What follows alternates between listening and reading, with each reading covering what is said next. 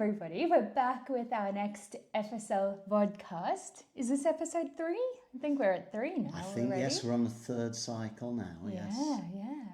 So Stephen and I wanted to catch up today because of something that I mentioned last week in my vlog from the British Association of Sport and Exercise Medicine Conference. Great the vlog. BASM conference, thank you. At some point in that vlog, I had mentioned something that Stephen and I have been talking about for a while now, and we had articulated, I think just a few days before I went to BASM, we'd had a chat about all things that we're working on. And I ended up writing that down in my notebook, and we found it quite interesting. So we thought today we'd spend a little bit of time just elaborating on that and seeing where our conversation goes. And that is on something that we're articulating to be values-based policy making. So we hear a lot about evidence-based policy making. I'm sure many people will have heard that term before. And we also know that there are many critiques of evidence-based policy making. I've participated in some of those critiques myself. Have you? Yeah, I've got Brilliant. a few older papers on evidence-based medicine. Ah, yes, of course, that's right. Yeah, and so we were kind of like talking about the approach that we're taking within the Feminist Sport Lab and where we might go with putting values and ethics first in any kind of policy making. So should we start there? Yeah, I mean, I for a long time I've had an interest in the interplay of values and science, for instance. So I remember 20, 30 years ago I reviewed a book on is science value free? Oh, interesting. Just to save you time, I think the answer was no. Of the book, yeah. TLDR. Yes, but then it's an interesting question, like whether your values are completely separate from your science, or do your values inform your science, or could science inform your values? Well, I guess, first of all, does science have values at all? We're very much used to this view of science as being the objective, as having no values. Yes. And some wider context of this. So I've taught philosophy of science first at Nottingham University and now at Durham University. I've been teaching it since 1995, so I've had time to think about this and discuss it with students. And, there is a kind of received view a lot of people have that science should be about objectivity. It should be, the phrase I like is a disinterested pursuit of the truth. Oh, yes. So disinterested in the sense that you've got no wish for what the result of your experiment turns out to be. So you just conduct an experiment, you don't want it to prove one thing or the other, and then you just sort of objectively determine the truth. Yes. Yeah. So that's a kind of view. And if you look at some sort of older philosophers of science, most famously, I suppose, Francis Bacon, who he's a philosopher who tried to describe like an ideal inductive method. He's got this book called The Novum Organum, which translates as the new organ, which is it's not some extra body part that he grew.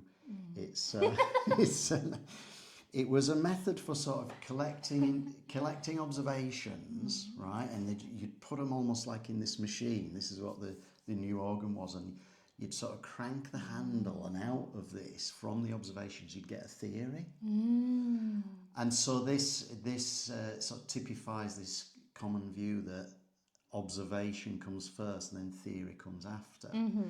But then when you look at sort of 20th century philosophers of science, you see that view gets challenged. So Karl Popper is somebody who famously challenged that view. He thinks the conjecture comes first.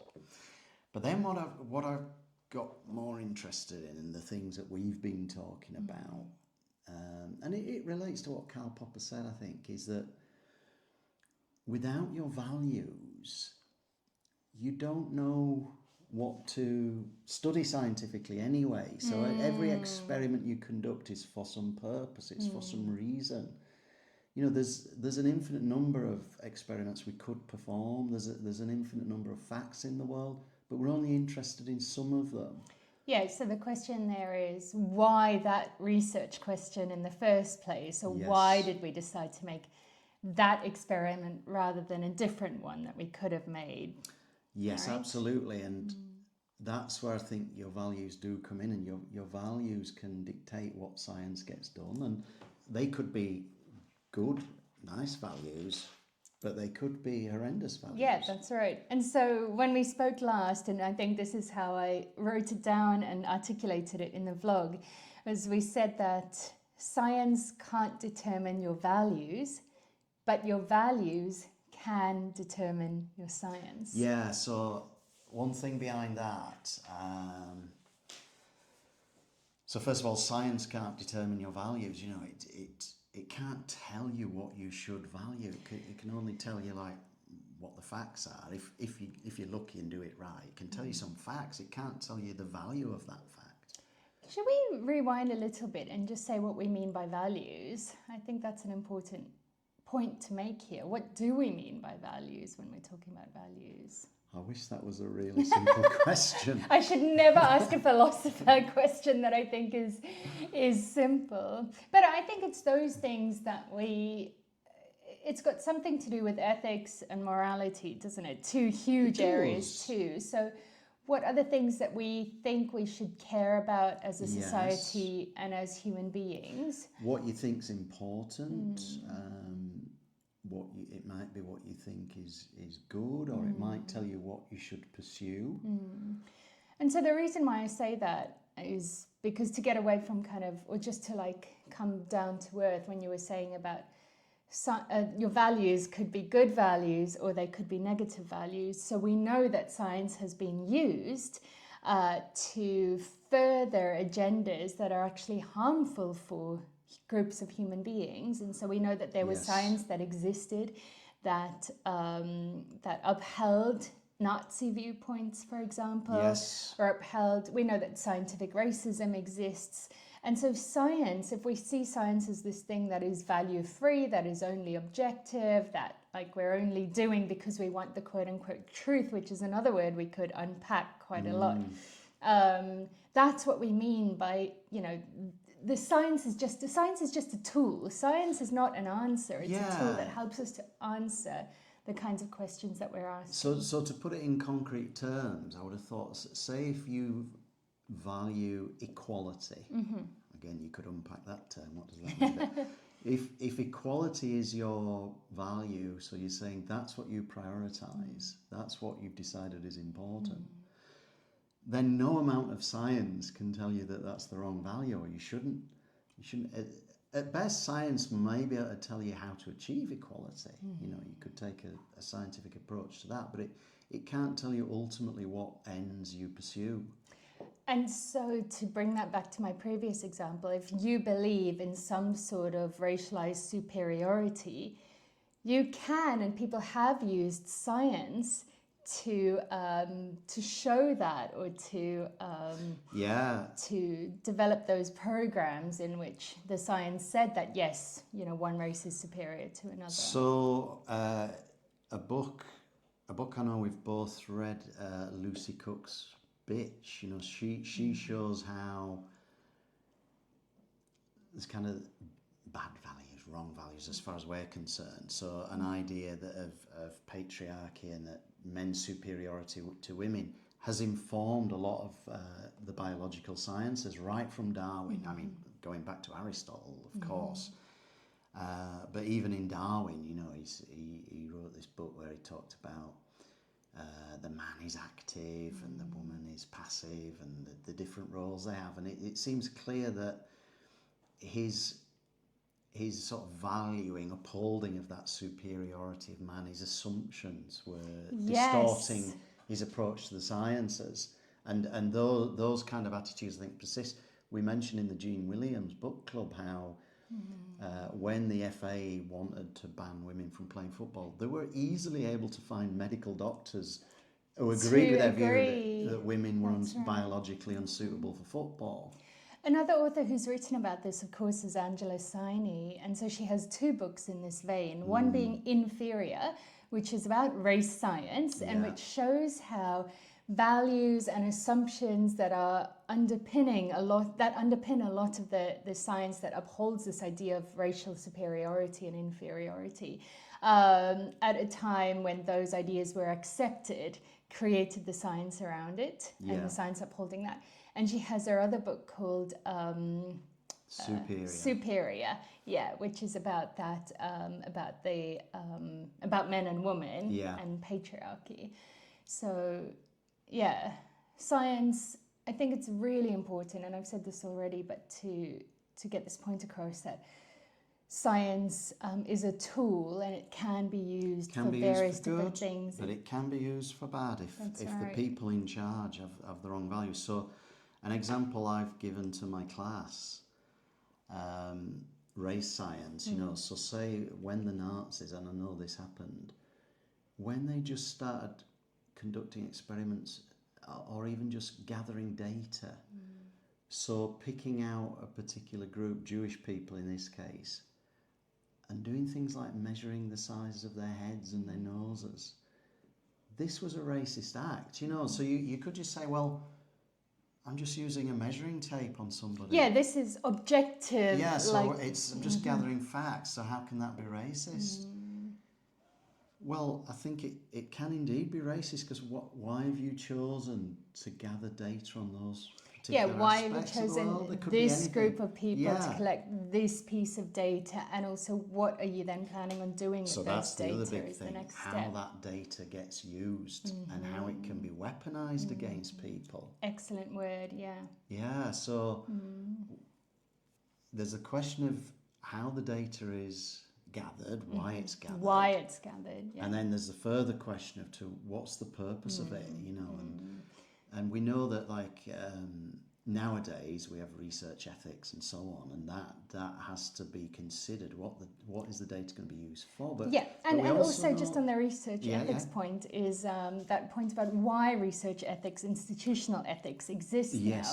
Is precisely for this reason. So we have many examples of really unethical research practice, including by the Nazis, but also people who were not Nazis. I mean, we have seen that in medical Stanford care prison settings, experiment, in university famously, settings. There was a time when anything goes. If just let science go free, do whatever the hell you want. Exactly, and so we now recognise the harms of that, and so ethics is meant to be a practice that helps us to just sit back for a moment and I think consider what is underpinning that research. And so what I like about it, we're advocating for, say, values-based policy. What I like about that is that it does, whether they know it or not, it's kind of an institutional acknowledgement that values must come first. That's right. You can't just perform an experiment on, say, on an animal research that involves pain. You can't just do that. Now, I know in the past there were times when people did that. Massively. But now there is an acknowledgement that there are values that are bigger than just establishing facts of the matter.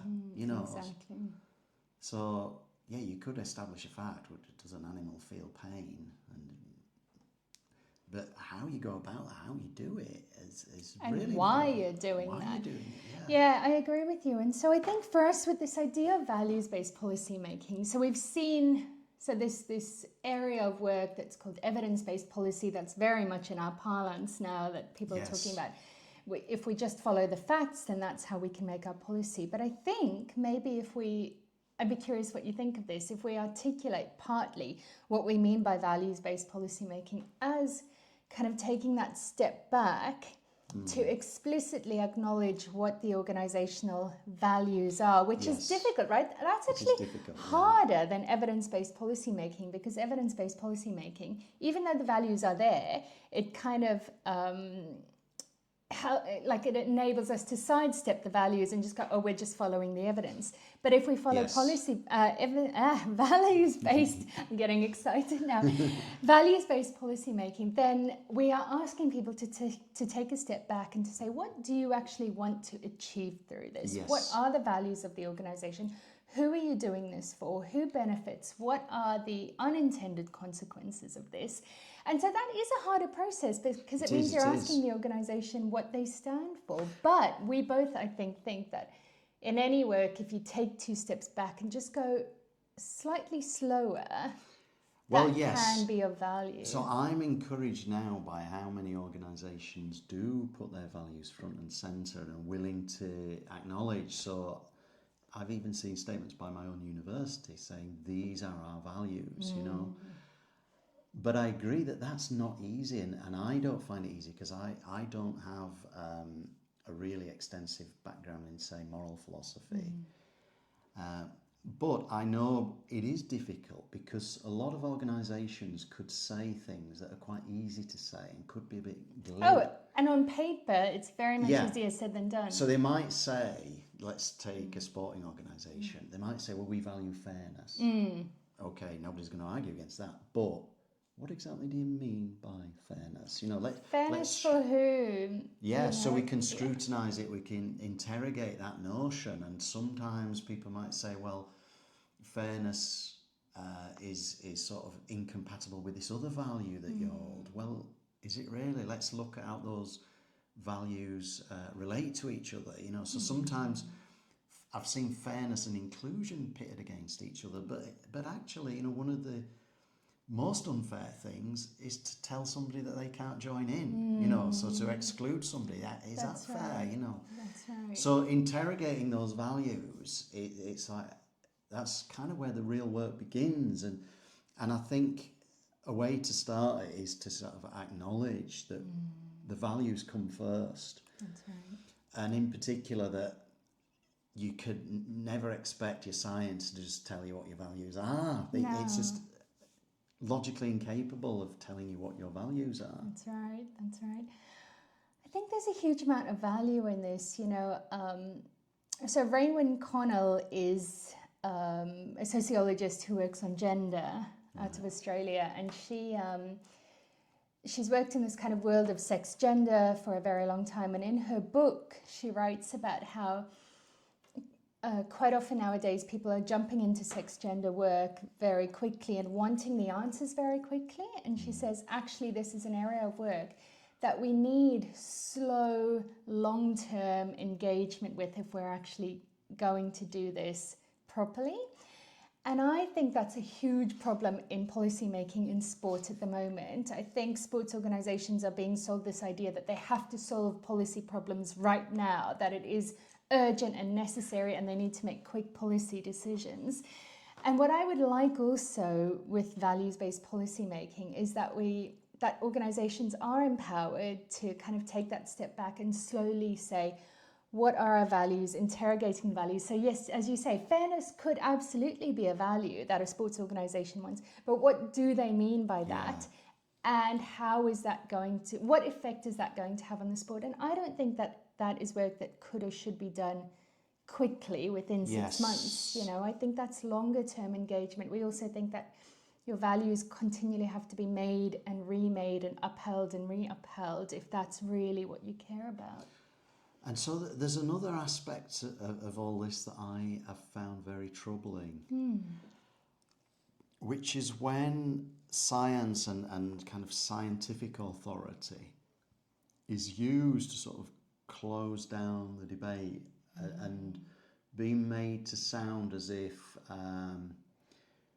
it's sort of this out, and then so you can't challenge it because it's a world of facts. You know, so certainly when it comes to policy, if somebody says, well, like, what does the science tell us to do? Well, the science can't tell you to do anything. No.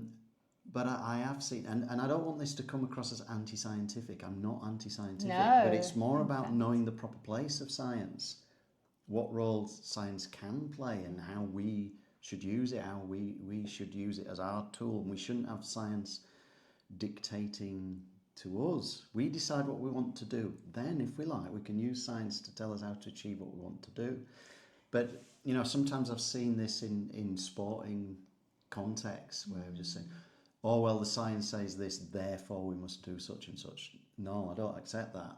You know, if your primary value is, say, inclusion, no amount of science can tell you that shouldn't be your value, or That's that this right. shouldn't be your priority. That's right. It's not science's proper place to do that.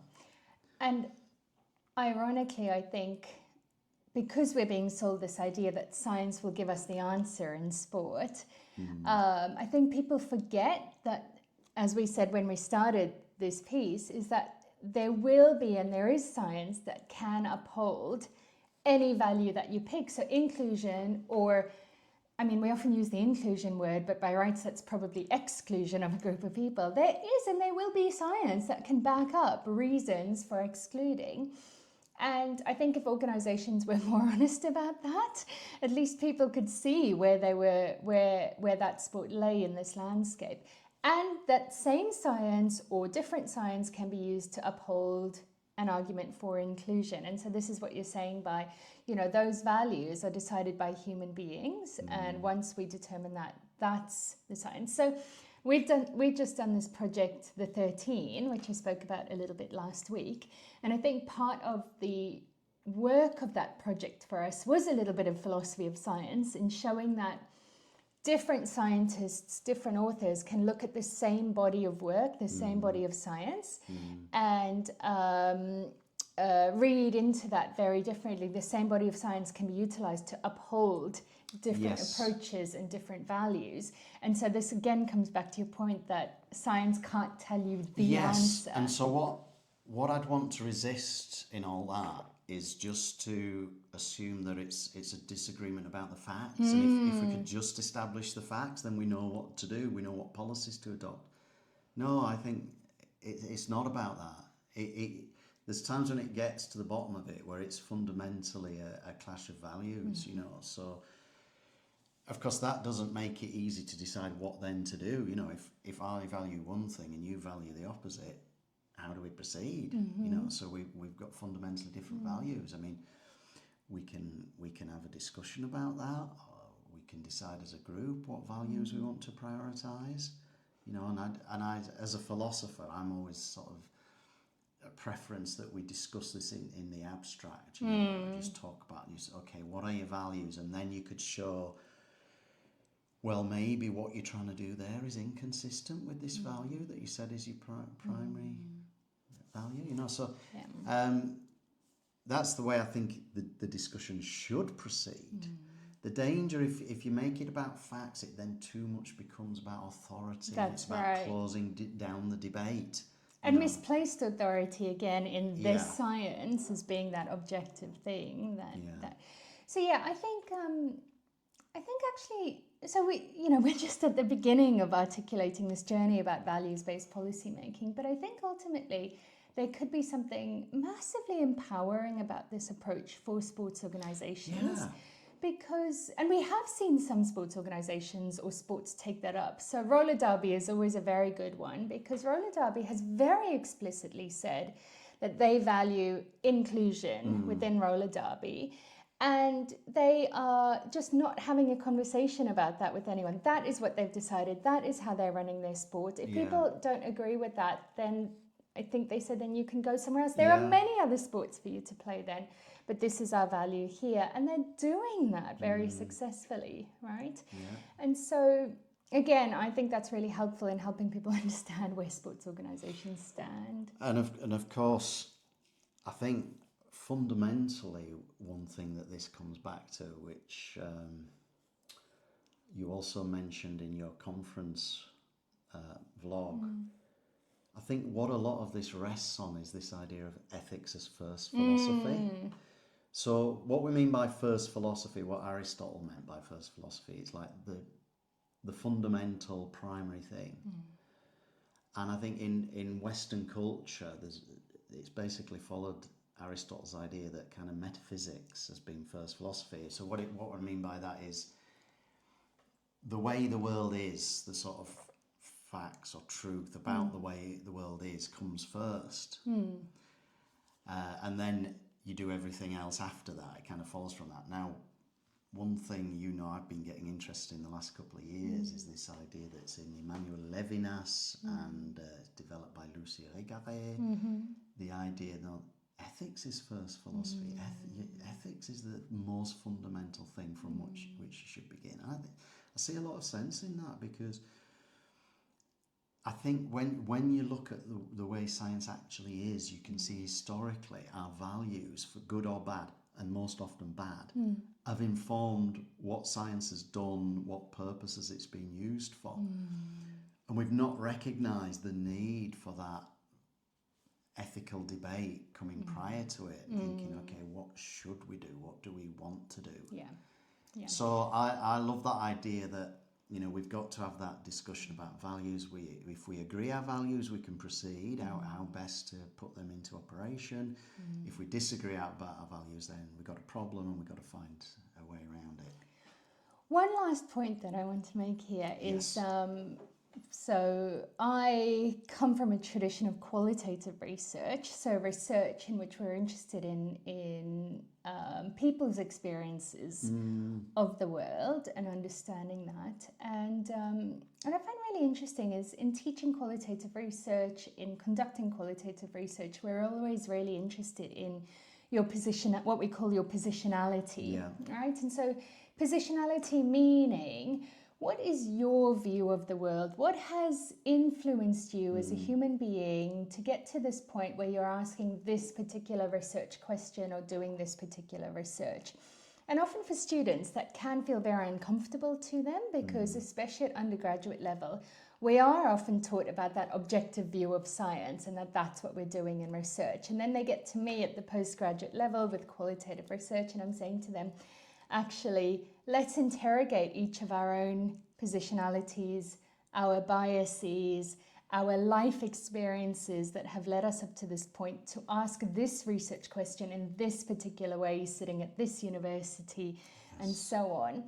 And students feel extremely uncomfortable about that. But over the course of a semester, they come to see that for qualitative researchers, we see that very much as a strength and not as a limitation. So they start off thinking that that's a limitation, that we're fallible human beings who have biases, and they always want to kind of, I'm going to put my bias to the side and I'm going to try and do the objective science. Yeah, just try and cleave cast that off. out your values. Yeah, that's right. That is exactly what, everything that they've taught is that.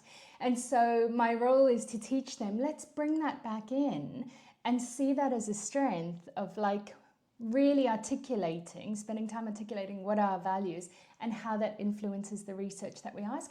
And that also helps for other people who are then reading that research to read it and to say, okay, I can see that Sheree has done this research from a feminist point of view. I may not have done it that way because maybe my research is not feminist in its approach, but I can see why Sheree's done that and come to those conclusions or come to that policy. We might disagree, but people can see that explicit, open, transparent approach, I think, is a real strength. So I think there's real overlap in that and philosophy of science, even though it's kind of come from different places. Yeah. Brilliant. Good. Well, by the way, thanks for the coffee. I make a good coffee, Delicious. Don't I? Yes, delicious. Decaf for me, of course. Decaf for I you. can't handle the real stuff. Full calf for me. I'm really pleased. I'm glad to have you back in my cafe here. And we'll see you all again next time.